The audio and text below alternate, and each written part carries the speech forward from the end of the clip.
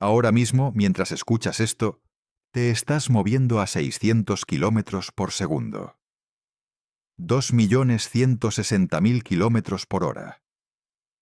En el tiempo que tardas en leer esta frase, habrás recorrido varios miles de kilómetros. Y no notas absolutamente nada. Y aquí viene la parte que cuesta asimilar. No hablo de la Tierra girando alrededor del Sol, tampoco del Sol dando vueltas al centro de la galaxia. Hablo de que la Vía Láctea entera, con sus 200.000 millones de estrellas, más Andrómeda, más las 80 y pico galaxias que nos acompañan, se están desplazando en bloque a esa velocidad hacia un punto concreto del cielo. Detente un momento en esto, porque es lo más raro de todo. Sabemos exactamente hacia dónde vamos. Tenemos las coordenadas, está en dirección a las constelaciones de Norma y Centauro. Y no podemos verlo. No porque esté demasiado lejos, ni porque sea demasiado tenue. No podemos verlo porque nuestra propia galaxia se interpone en el camino y nos tapa la vista con su polvo. Llevamos 40 años cayendo hacia algo que tenemos justo detrás de la persiana de casa. En los próximos minutos vas a entender cómo se mide algo así. Y la respuesta implica al Big Bang de una forma que probablemente no esperas. Vas a saber qué está tirando de nosotros. ¿Por qué hay una región entera del cielo que los astrónomos llaman la zona de evitación? ¿Y por qué el nombre que le pusieron a nuestro destino resulta bastante engañoso? Y vas a ver un giro de este mismo año. Porque 40 años después de que un grupo de astrónomos anunciara el hallazgo, 2 de ellos han vuelto a medirlo todo con instrumentos nuevos. Y los resultados de 2026 han puesto la explicación clásica en duda. Al final vamos a hablar además de una cosa que circula estos días por las redes sobre nuestra galaxia, que es a medias verdad y a medias un error de bulto. Y lo que hay debajo resulta bastante más interesante que la versión que se está compartiendo. Empecemos por lo básico, que ya es lo bastante extraño. Hay una cosa que hay que dejar clara antes de seguir, porque es la trampa en la que cae casi todo el que habla de este tema. Cuando dices que algo se mueve, siempre estás diciendo que se mueve respecto a otra cosa. Si vas sentado en un tren, respecto al asiento, estás quieto. Respecto a la vía, vas a 200 kilómetros por hora. Y respecto al Sol, vas a una velocidad completamente distinta. Ninguna de las tres es más verdadera que las otras. Simplemente son medidas contra referencias distintas. En el espacio ocurre lo mismo, con un problema añadido. No hay vía, no hay andén, no hay ningún fondo fijo contra el que medir. El universo no tiene marcas en el suelo. Esa idea tiene detrás uno de los cambios conceptuales más importantes de la física, y en su momento costó aceptarla.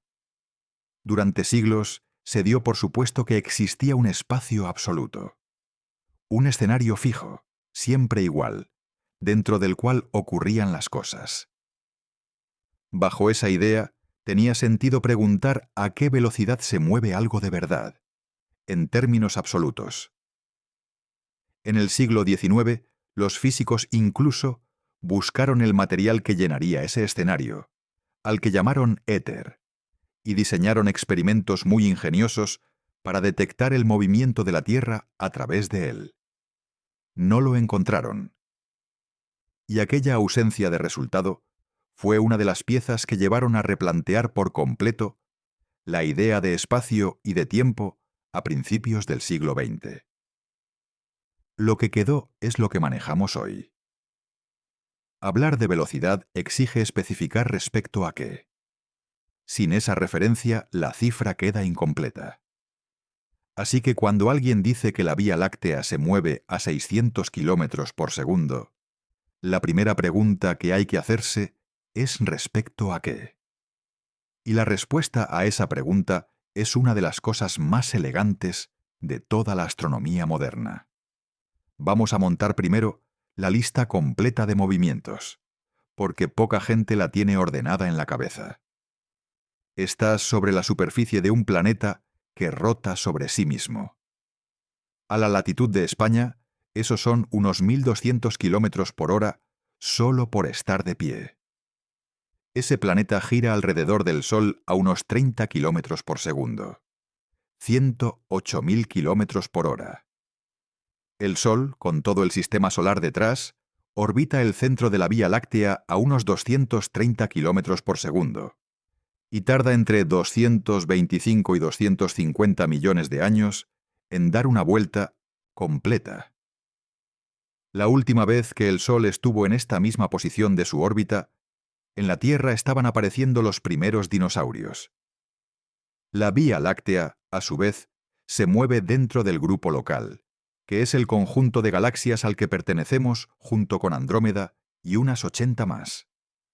Y el grupo local entero cae hacia el cúmulo de Virgo.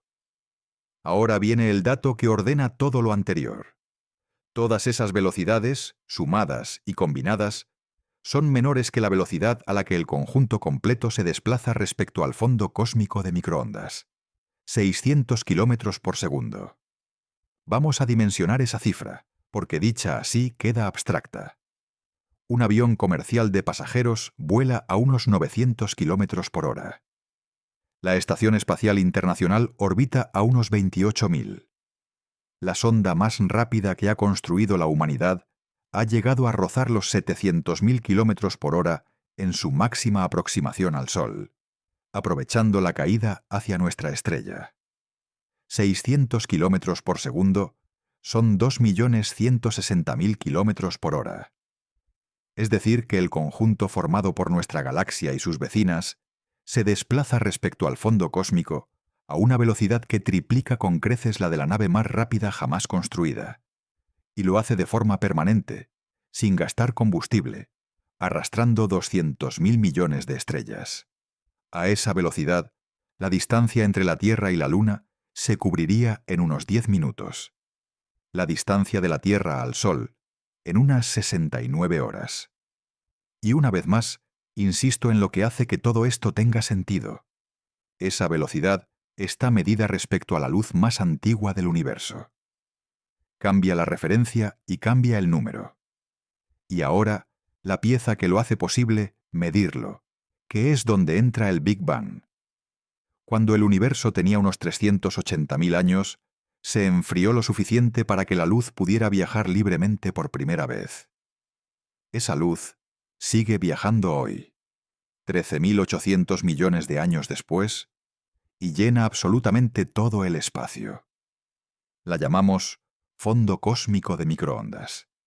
Es la radiación más antigua que existe. Está por todas partes, viene de todas las direcciones, y es de una uniformidad extraordinaria. Mires donde mires, tiene prácticamente la misma temperatura. Y esa temperatura es baja. Muy baja. Unos 2 grados y 700 milésimas por encima del cero absoluto, que es la temperatura más fría que permite la física. Ese enfriamiento tiene una explicación bonita. Cuando aquella luz se liberó, el universo estaba a miles de grados, y aquella radiación era luz visible, un resplandor naranja que llenaba todo el espacio. Desde entonces el universo se ha expandido, y al expandirse ha estirado esas ondas de luz. Lo que salió como resplandor visible nos llega hoy como microondas. Ese estiramiento es, por cierto, la razón de que puedas detectar el fondo cósmico con un aparato doméstico. Una parte pequeña de la nieve que aparecía en los televisores antiguos cuando no había señal procedía exactamente de esa radiación. Piénsalo un momento. Durante décadas, en los salones de medio mundo, hubo aparatos captando sin querer el eco del origen del universo y mostrándolo como interferencia. Y aquí volvemos a esa palabra, prácticamente. Porque cuando se mide con precisión suficiente, aparece un detalle. La mitad del cielo está ligerísimamente más caliente que la otra mitad. Una diferencia diminuta, de milésimas de grado, pero perfectamente medible. Y esa diferencia tiene una explicación muy simple. Es efecto Doppler. Si te mueves hacia una fuente de luz, esa luz te llega ligeramente desplazada hacia el azul, con más energía, y por tanto se mide como algo más caliente. Si te alejas de ella, te llega desplazada hacia el rojo, más fría. Es exactamente el mismo fenómeno por el que la sirena de una ambulancia suena más aguda cuando viene hacia ti y más grave cuando se aleja. Aplícalo a todo el cielo a la vez. La dirección en la que el fondo cósmico se ve más caliente es la dirección hacia la que te estás moviendo. Y hay un detalle histórico que hace esto todavía mejor. Cuando se detectó por primera vez el fondo cósmico de microondas, a mediados de los años 60, se hizo por accidente. Dos ingenieros que trabajaban con una antena de comunicaciones se encontraron con un ruido de fondo que no lograban eliminar. Venía de todas las direcciones del cielo, de día y de noche, en cualquier época del año. Revisaron el equipo, descartaron interferencias, limpiaron la antena. El ruido seguía ahí. Resultó que aquel ruido era el eco del origen del universo, y aquel hallazgo accidental se convirtió en una de las pruebas más sólidas a favor del modelo del Big Bang. Años después, cuando los instrumentos mejoraron lo suficiente para medir diferencias de milésimas de grado en ese ruido, apareció el dipolo. La mitad del cielo ligeramente más caliente.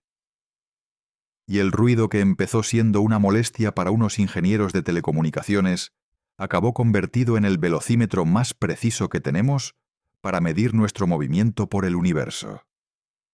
El satélite COBE midió ese desplazamiento a finales del siglo pasado y dio una cifra que sigue siendo la referencia: 627 kilómetros por segundo, con un margen de error de 22. Otras mediciones posteriores han dado 631, con márgenes parecidos. Hay un paso intermedio en ese cálculo que hace falta explicar, porque suele saltarse y produce confusión. Lo que mide directamente el dipolo es el movimiento del propio satélite, que va montado en algo que se mueve con la Tierra. Así que a esa medición hay que ir restándole capas. Primero se descuenta el movimiento de la Tierra alrededor del Sol, que cambia a lo largo del año y se conoce con enorme precisión. Después se descuenta el movimiento del Sol alrededor del centro galáctico. Después, el de la Vía Láctea dentro del grupo local. Y lo que queda al final de esas restas es la velocidad del grupo local entero respecto a la referencia del fondo cósmico. Por eso las cifras que aparecen en distintos artículos varían un poco según lo que se esté midiendo exactamente. El Sol se mueve a unos 370 kilómetros por segundo respecto al fondo cósmico. El grupo local, a unos 630. Son números distintos porque describen cosas distintas, y confundirlos es uno de los errores más habituales al divulgar este tema. La cifra que interesa aquí, la del conjunto, ronda esos 600 kilómetros por segundo. Detente a pensar en lo que eso significa, porque es de las cosas más bonitas que ha hecho la ciencia. El universo no tiene marcas en el suelo, decíamos antes. Y resulta que sí tiene una. La luz del propio Big Bang, repartida uniformemente por todo el espacio, funciona como una referencia contra la que medir. El acontecimiento que originó todo dejó, sin proponérselo, un velocímetro cósmico. Y ese velocímetro dice que vamos a 600 kilómetros por segundo en dirección a Norma y Centauro. Suscríbete al canal si te gusta la astronomía contada con los datos reales, porque ahora viene la parte que nadie ha conseguido resolver del todo. ¿Qué demonios hay ahí? En los años 80, un grupo de astrónomos se puso a medir las velocidades de galaxias en nuestro entorno cósmico. Eran 7, y acabaron pasando a la historia con un apodo que se les quedó pegado: los 7 samuráis. Lo que encontraron los desconcertó. Las galaxias de nuestra región no se movían solo por la expansión del universo. Había un movimiento adicional, coherente, compartido por miles de galaxias a la vez. todas dirigiéndose hacia la misma zona del cielo. Algo enorme estaba tirando de todo el vecindario. Y hay un detalle metodológico de aquel trabajo que explica por qué costó tanto aceptarlo. Para saber si una galaxia se mueve de forma anómala, hay que comparar dos cosas: a qué velocidad se aleja de nosotros, que se mide bien con el corrimiento al rojo de su luz, y a qué distancia está, que es muchísimo más difícil de medir. Si las dos cifras encajan con la expansión general del universo, la galaxia se comporta de forma normal. Si no encajan, le sobra o le falta velocidad. Y esa diferencia es su velocidad peculiar. El problema está en las distancias. Medir distancias en el universo es uno de los oficios más ingratos de la astronomía, porque exige encadenar métodos indirectos, cada uno con su margen de error, y arrastrar esos errores hasta el final. Aquel grupo usó una relación conocida entre el brillo de una galaxia elíptica y otras propiedades observables suyas, y con ella estimó distancias para cientos de objetos. Después restó la expansión y miró qué quedaba. Lo que quedó fue un patrón que apuntaba todo hacia el mismo sitio. Aquello se publicó, generó escepticismo y se pasó años siendo discutido. Y al final las mediciones independientes lo confirmaron. Y el fenómeno se ganó un nombre. A esa cosa la llamaron el Gran Atractor. Y el nombre ha hecho más daño que bien durante 40 años, porque suena a villano de película. Vamos a desmontar el malentendido, porque es importante. El Gran Atractor no es un agujero negro gigantesco. No es una galaxia monstruosa devorando el universo. No es un objeto único escondido en la oscuridad esperándonos. Es una región, una zona del espacio situada a unos 150 o 250 millones de años luz, donde hay más masa concentrada de la que corresponde. Cúmulos de galaxias, filamentos de materia, estructura acumulada. La suma de toda esa masa produce un tirón gravitatorio capaz de mover regiones enteras del universo. Es más parecido a un valle en un paisaje que a un sumidero en una bañera. Y aquí es donde aparece el obstáculo que convierte todo esto en una historia frustrante. Hay una franja del cielo que los astrónomos llaman la zona de evitación. Es la banda que ocupa el disco de nuestra propia galaxia, visto desde dentro, cargada de gas y de polvo, que bloquea la luz visible procedente de lo que hay detrás. Esa franja tapa aproximadamente una quinta parte del cielo.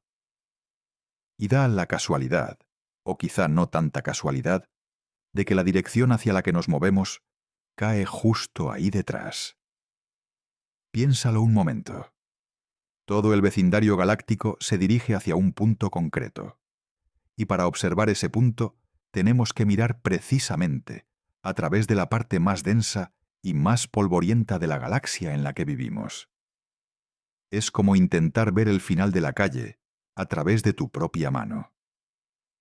Durante décadas, aquello dejó el asunto en el terreno de la inferencia. Sabíamos que algo tiraba porque veíamos el efecto sobre miles de galaxias, y no podíamos observar directamente la causa. Y vamos a entender bien qué es lo que nos tapa, porque tiene su ironía.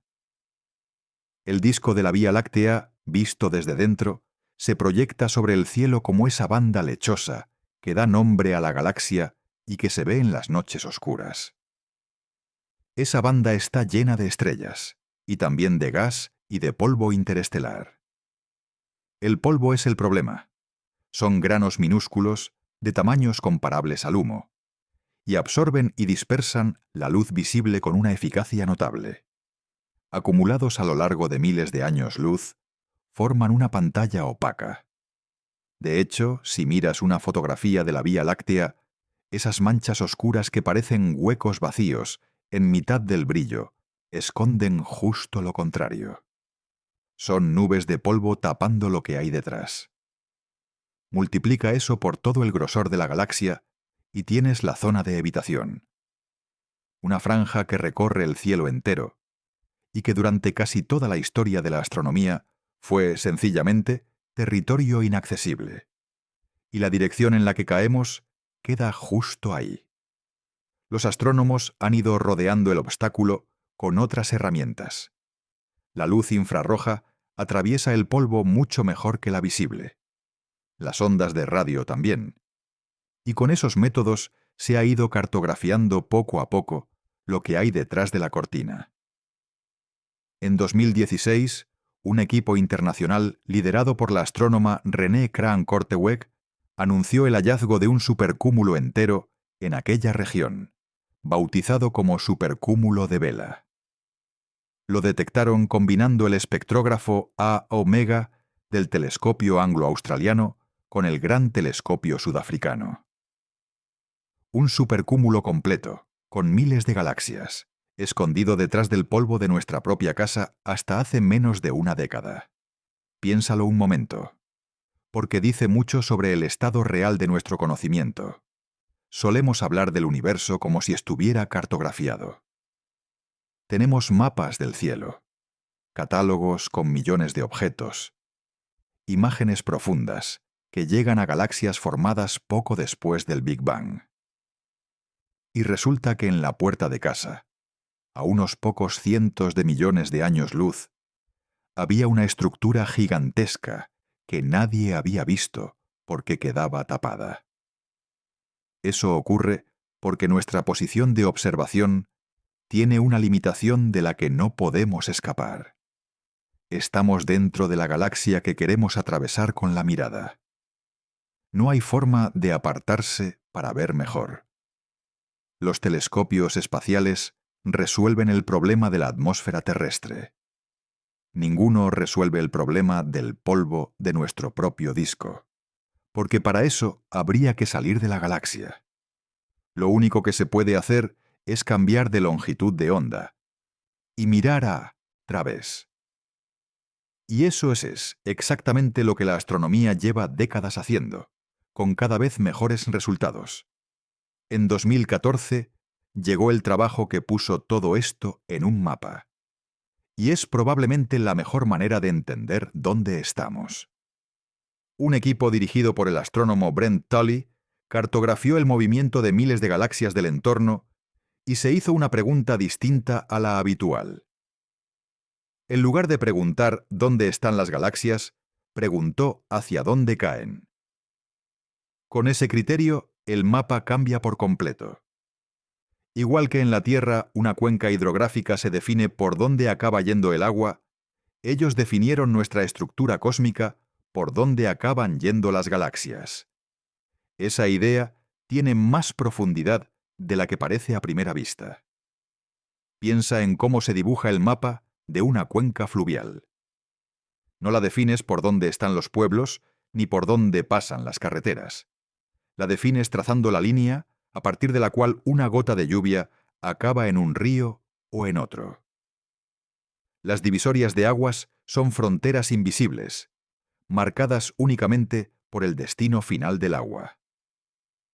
Tully y su equipo hicieron exactamente eso con las galaxias. Midieron hacia dónde cae cada una, trazaron las divisorias y dibujaron las fronteras de nuestra cuenca cósmica. El resultado fue una estructura de unos 160 megaparsecs de diámetro, con todos los flujos convergiendo hacia la región del Gran Atractor. La llamaron Laniakea, que en hawaiano significa cielo inmenso. Y aquí está el detalle que suele omitirse. Dentro de Laniakea, la Vía Láctea está en la periferia, en las afueras. Somos un barrio del extrarradio de una cuenca cósmica, cuyo centro está a 200 millones de años luz. Más allá todavía, a unos 600 millones de años luz, hay una concentración aún mayor: el supercúmulo de Shapley. Y el propio Gran Atractor se mueve hacia allí. Shapley pide unas frases propias, porque es la mayor concentración de masa que conocemos en el universo cercano. Reúne decenas de miles de galaxias agrupadas en una región relativamente compacta para lo que son las escalas cósmicas. Está en dirección a la constelación de Centauro, más allá del Gran Atractor, y en la misma línea general de nuestro movimiento. Su masa total es tan grande que su influencia gravitatoria se deja sentir en un volumen enorme del universo circundante, y buena parte de la velocidad del grupo local, que el Gran Atractor no lograba explicar, se le ha atribuido a él en distintos modelos. Así que la imagen queda de esta forma. Nosotros caemos hacia el Gran Atractor. El Gran Atractor cae hacia Shapley, y todo el conjunto está inmerso en un universo que se expande, lo que significa que probablemente no lleguemos nunca a ninguno de los dos destinos. Es una cadena de caídas dentro de un escenario que se estira mientras tanto. Y ahora el giro que cambia toda la historia. Durante años se dio por hecho que aquel movimiento se explicaba por atracción, que había más adelante tirando de nosotros, y ya está. El problema es que las cuentas no salían. Se sumaba la masa del Gran Atractor, se sumaba la de Shapley, y aún así faltaba velocidad por explicar. Algo más estaba contribuyendo. En enero de 2017, un equipo formado por Yehuda Hoffman, Daniel Pomared, Hélène Courtois y Brent Tully publicó en la revista Nature Astronomy un trabajo con una propuesta que parece contraintuitiva y que resulta perfectamente lógica cuando la entiendes. Detectaron, en la dirección opuesta a nuestro movimiento, una región enorme y prácticamente vacía. Muy poca materia en un volumen inmenso. La bautizaron el repulsor dipolar. Y esto es lo que hay que entender. Un vacío no empuja nada. La gravedad solo atrae. Lo que ocurre es que si tienes masa concentrada por delante y una zona anormalmente vacía por detrás, el resultado neto es que te desplazas alejándote del vacío. Comparado con el resto del universo, esa ausencia de tirón actúa como si te empujara. Es exactamente igual que una burbuja de aire en un vaso de agua. La burbuja sube porque el agua a su alrededor baja, y no porque nada la empuje hacia arriba. Ese trabajo de 2017 tiene además un mérito metodológico que da gusto explicar. El equipo no observó el vacío directamente, porque un vacío, por definición, tiene poco que observar. Lo que hicieron fue reconstruirlo a partir del movimiento de miles de galaxias. Midieron velocidades, trazaron las líneas de flujo y después las siguieron hacia atrás en el tiempo. Igual que un hidrólogo puede deducir dónde está la montaña mirando por dónde bajan los ríos, ellos dedujeron dónde faltaba masa mirando de dónde huían las galaxias. El resultado fue un mapa tridimensional del campo gravitatorio de nuestro entorno, con las concentraciones marcadas en un color y las ausencias en otro. Y ahí apareció, en la dirección contraria a nuestro movimiento, una región enorme, donde no había prácticamente nada. Le pusieron nombre y lo publicaron. Detente un momento a valorar lo que eso supone. Han cartografiado una ausencia. Han localizado y medido una región del universo definida precisamente por lo que le falta. Y lo han hecho observando cómo se comportan los objetos que están lejos de ella. Es una de esas cosas que suenan a ciencia ficción y que están publicadas con su DOI en una revista revisada por pares. Así que la respuesta completa a por qué nos movemos a 600 kilómetros por segundo tiene dos mitades. Nos tira lo que hay delante y nos empuja lo que falta detrás. Y llegamos a lo que ha pasado este mismo año, que es la razón por la que este tema ha vuelto a la conversación. 40 años después de aquel primer hallazgo, dos de los protagonistas originales han vuelto sobre sus pasos. En abril de 2026, Alan Dressler, que fue uno de los 7 samuráis, publicó junto a Andrew Monson nuevas mediciones de 66 galaxias. Las hicieron con la cámara infrarroja FUR-STAR del telescopio Magellan-Bade, en Chile, un instrumento incomparablemente mejor que cualquier cosa disponible en los años 80. Y las simulaciones que se han hecho en 2026 proyectando el universo hacia el futuro lejano han añadido un resultado incómodo. Al seguir el movimiento del grupo local hacia adelante en el tiempo, la trayectoria dominante no acaba en el gran atractor. Acaba orientada hacia el cúmulo de Virgo. Y ni siquiera Virgo explica por sí solo más de un tercio de la velocidad. Traducido, el gran atractor, esa estructura de la que llevamos 40 años hablando y que aparece en todos los documentales, podría no ser una estructura individual dominando la región. Podría ser una apariencia, un efecto producido por el campo de velocidades que medimos, más que una cosa concreta situada en un sitio concreto. Detente un momento a apreciar lo que significa eso, porque es exactamente cómo funciona la ciencia cuando funciona bien. Un grupo de astrónomos detecta algo raro en los años 80. Le pone nombre. El nombre se populariza, sale en documentales, aparece en videos virales durante décadas. Y 40 años después, uno de los que estuvo allí vuelve con instrumentos nuevos, mide otra vez, y dice que quizá hay que replantearlo. Esto es una discusión abierta, y hay que decirlo con claridad. Nadie ha demostrado que el gran atractor no exista. Lo que hay sobre la mesa son mediciones nuevas y simulaciones que complican el relato sencillo. Y hay una razón de fondo por la que esta cuestión resulta tan difícil de cerrar, incluso con instrumentos modernos. El problema de fondo sigue siendo el mismo de los años 80. Las distancias. Para separar la velocidad peculiar de una galaxia de la velocidad debida a la expansión, hace falta saber a qué distancia está. Y las distancias extragalácticas se miden encadenando métodos indirectos. Cada eslabón de esa cadena arrastra su margen de error. Y cuando lo que buscas es una diferencia relativamente pequeña entre dos cifras grandes, esos márgenes se te comen el resultado.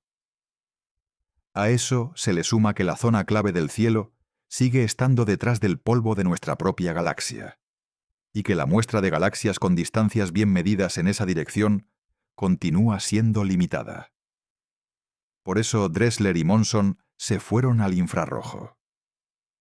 Esa luz atraviesa el polvo, y la cámara del Magellan-Bade permite obtener datos que en los años 80 habrían resultado impensables. 66 galaxias no parecen muchas. En este campo concreto, medidas con esa calidad y en esa dirección del cielo, son una aportación considerable. Y el resultado, en lugar de cerrar el debate, lo ha reabierto. Pero fíjate en lo que sí sabemos con certeza en medio de toda esta incertidumbre. Sabemos la velocidad. Sabemos la dirección. Lo que discutimos es cuánta responsabilidad tiene cada estructura del reparto. Y ahora vamos con la parte que ha traído a mucha gente hasta este video, porque estos días circula por las redes una afirmación sobre la Vía Láctea que hay que desarmar con cuidado. La afirmación dice, más o menos, que nuestra galaxia vuela por el espacio a 600 kilómetros por segundo, mientras oscila ligeramente, como si batiera sus alas atravesando el cosmos. La imagen es preciosa, y está mal montada.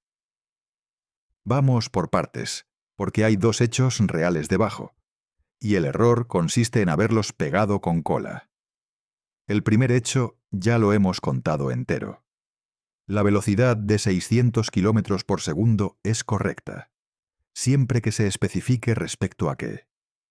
La frase de que la galaxia vuela por el espacio, en cambio, sugiere que existe un espacio absoluto contra el que medir, y eso no es así.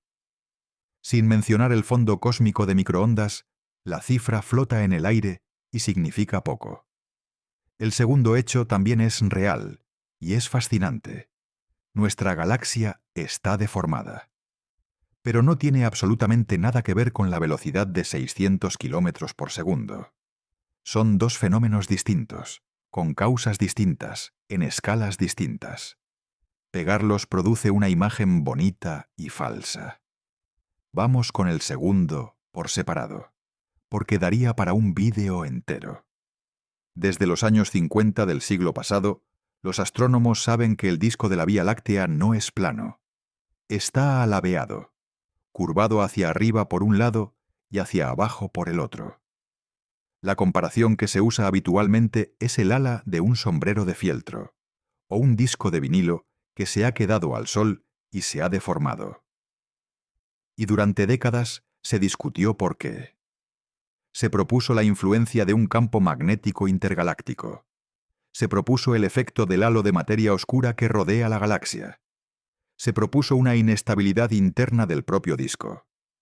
En 2020, el satélite Gaia de la Agencia Espacial Europea aportó el dato que cambió la discusión. Y aquí está la parte que de verdad importa para desmontarlo del aleteo. Gaia descubrió que ese alabeo precesa. Es decir, que la deformación no está fija. Su orientación va girando lentamente alrededor de la galaxia, igual que se bambolea el eje de una peonza que empieza a perder velocidad. Y ahora, la cifra. Ese bamboleo completa un ciclo cada 600 o 700 millones de años. Léelo otra vez. 600 millones de años para un solo ciclo. Para ponerlo en perspectiva, la vida animal compleja lleva existiendo en la Tierra aproximadamente ese mismo tiempo. Si eso fuera un aleteo, la galaxia habría batido las alas una sola vez desde que aparecieron los primeros animales en los océanos terrestres. Ahí está el problema de la imagen viral. Un aleteo implica ritmo, rapidez, repetición. Lo que hace nuestra galaxia es un bamboleo lentísimo, de una deformación en su borde exterior, con un periodo que supera con creces cualquier escala humana o incluso geológica. Y quiero dejar clara una cosa, porque no se trata de repartir culpas. Quien escribió aquella frase probablemente leyó dos noticias reales, las recordó juntas y las fundió en una imagen bonita. Es un error comprensible, y explica por qué se comparte tanto. La metáfora de la galaxia batiendo alas por el cosmos es preciosa. Se entiende al instante y se queda en la cabeza. El problema es que, al fundirlas, se pierde lo que hace interesante a cada una por separado. Se pierde que sabemos nuestra velocidad porque el Big Bang dejó una referencia medible en todo el cielo. Se pierde que nos empuja un vacío, además de tirarnos una masa. Se pierde que no podemos ver nuestro destino porque nuestra propia casa nos tapa la vista. Y se pierde que la deformación del disco es la cicatriz de una galaxia que lleva atravesándonos desde hace miles de millones de años. 4 historias reales cambiadas por una metáfora falsa. Ese cambio sale caro. Y aún así, el hallazgo de 2020 tenía algo genuinamente desconcertante. Aquella precesión resultó ser más rápida de lo que predecían las teorías. No espectacularmente rápida en términos humanos, evidentemente. Y sí lo bastante como para que los modelos existentes no la explicaran bien. Eso apuntábalo a una conclusión clara. Si la deformación se mueve más deprisa de lo esperado, algo la está manteniendo activa.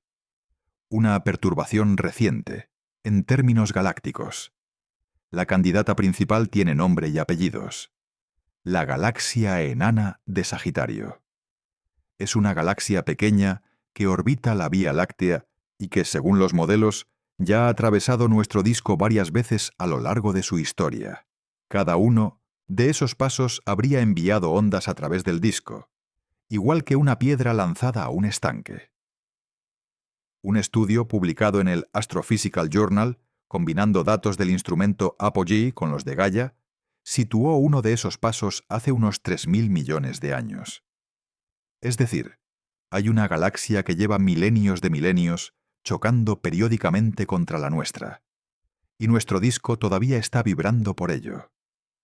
Y el destino de esa galaxia enana está bastante claro. Sagitario está siendo desgarrada. Cada paso cerca de la Vía Láctea le arranca estrellas por efecto de marea, y esas estrellas quedan repartidas en largas corrientes que rodean nuestra galaxia. Ese proceso lleva mucho tiempo en marcha y acabará con Sagitario absorbida por completo. Las galaxias grandes crecen así, comiéndose a las pequeñas. La Vía Láctea ha hecho esto muchas veces a lo largo de su historia, y el halo que la rodea está lleno de restos de galaxias antiguas identificables por el movimiento de sus estrellas. Así que el alabeo del disco tiene una lectura bastante potente.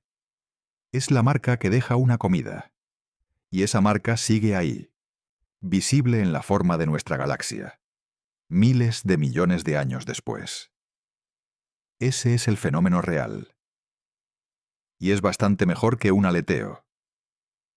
Hay además una consecuencia de todo esto que suele pasarse por alto, y que cambia la manera de mirar la galaxia.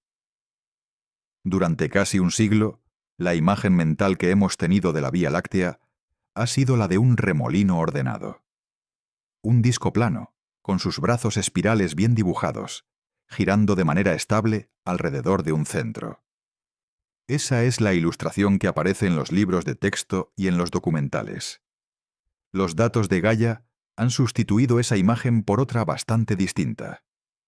Lo que hay es un disco alabeado cuyo alabeo se bambolea, con una onda de gran escala recorriéndolo, con estructuras más pequeñas ondulando por su cuenta, como la onda Radcliffe, con una galaxia enana atravesándolo periódicamente, y con corrientes de estrellas arrancadas de otras galaxias absorbidas en el pasado. Dicho de otra forma, nuestra galaxia dista mucho de estar en reposo. Está digiriendo cosas, resonando por golpes antiguos y deformándose mientras gira. Y todo eso lo hemos aprendido en poco más de una década, gracias a un telescopio espacial que se dedicó a medir con una precisión sin precedentes la posición y el movimiento de casi 2.000 millones de estrellas. Esa es la revolución silenciosa de la astronomía reciente. Sin imágenes espectaculares, sin titulares grandilocuentes, midiendo posiciones con una exactitud absurda, hasta que la forma de la galaxia entera cambió delante de nuestros ojos. Y en septiembre de 2025 llegó el capítulo más reciente de esta historia. Gaia detectó una gran onda recorriendo el disco de la Vía Láctea. Una ondulación de escala enorme, superpuesta al alabeo que ya conocíamos, con zonas donde las estrellas están por encima del plano medio y zonas donde están por debajo. Sobre el origen de esa onda hay varias hipótesis abiertas. Podría ser la cicatriz de una colisión galáctica pasada. Podría deberse a la influencia gravitatoria continua de la Gran Nube de Magallanes, que es una compañera masiva de nuestra galaxia. O podría surgir de mecanismos internos, de la interacción entre la barra central y los brazos espirales. Se ha planteado incluso una posible conexión con otra estructura ondulada descubierta antes, la onda Radcliffe, que es mucho más pequeña y está mucho más cerca, a unos 500 años luz del Sol, extendiéndose a lo largo de 9.000. Ninguna de esas hipótesis está confirmada.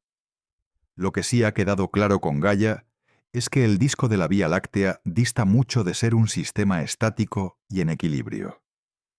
Es un entorno dinámico que sigue resonando por perturbaciones recientes.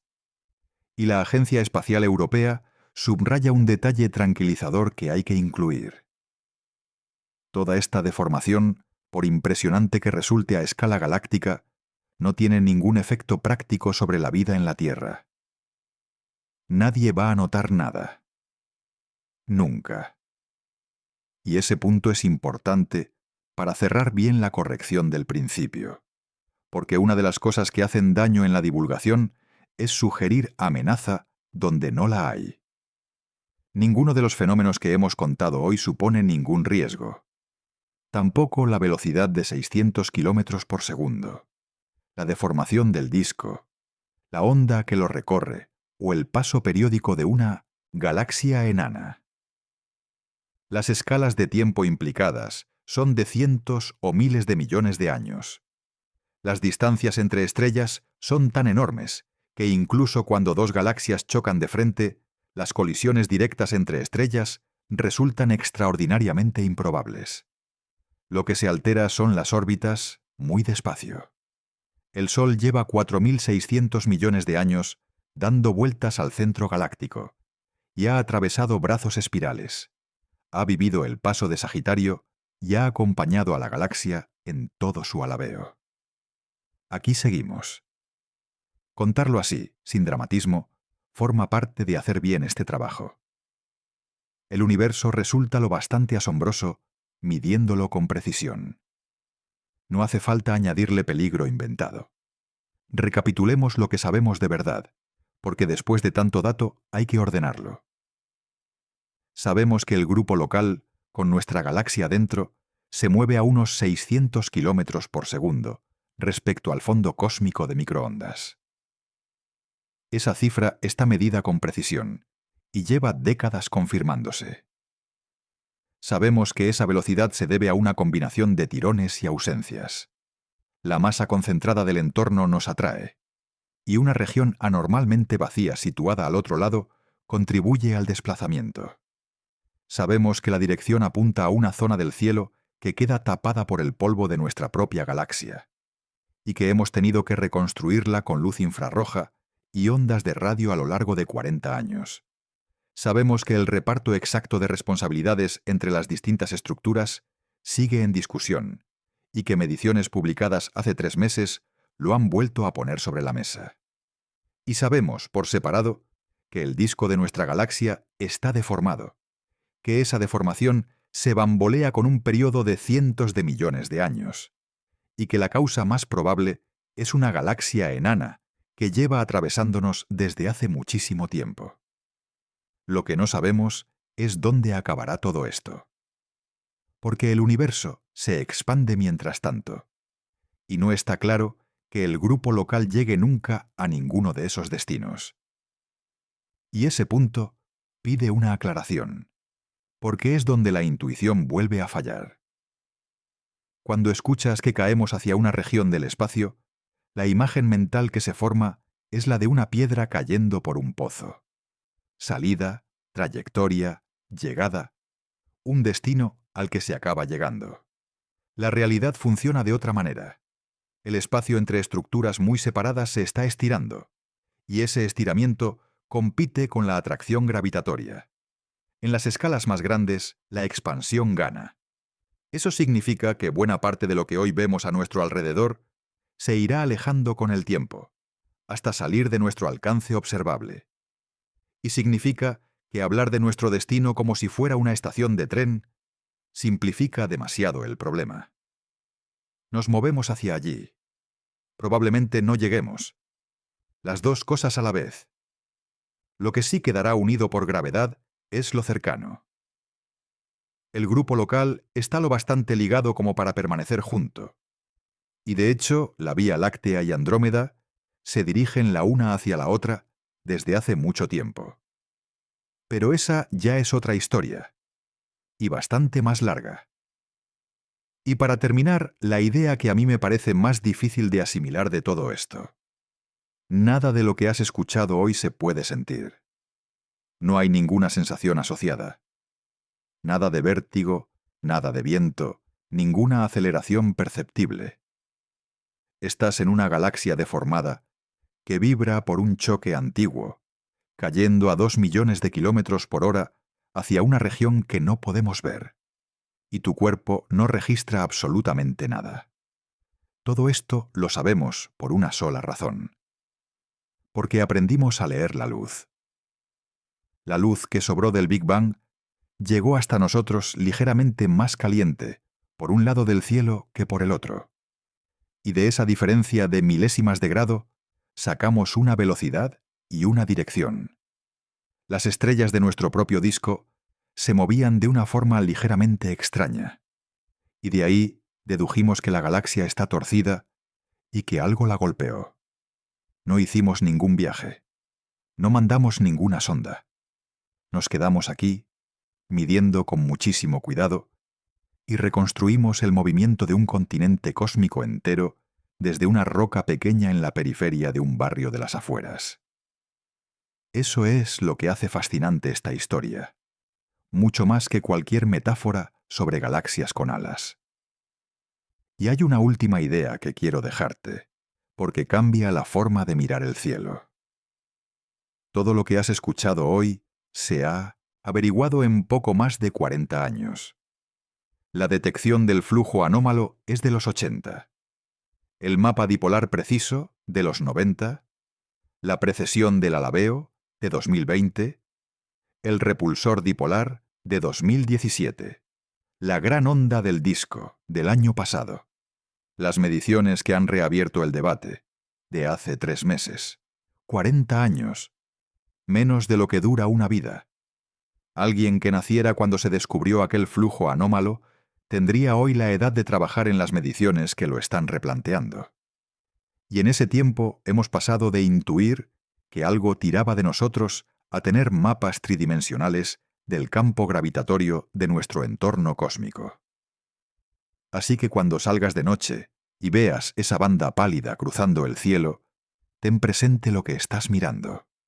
Un disco torcido que vibra por un golpe antiguo, girando mientras cae, dentro de una cuenca cósmica de la que ocupamos el extrarradio, en dirección a un sitio que nos tapa el polvo de nuestra propia casa. Todo eso lo sabemos. Y nada de eso se nota.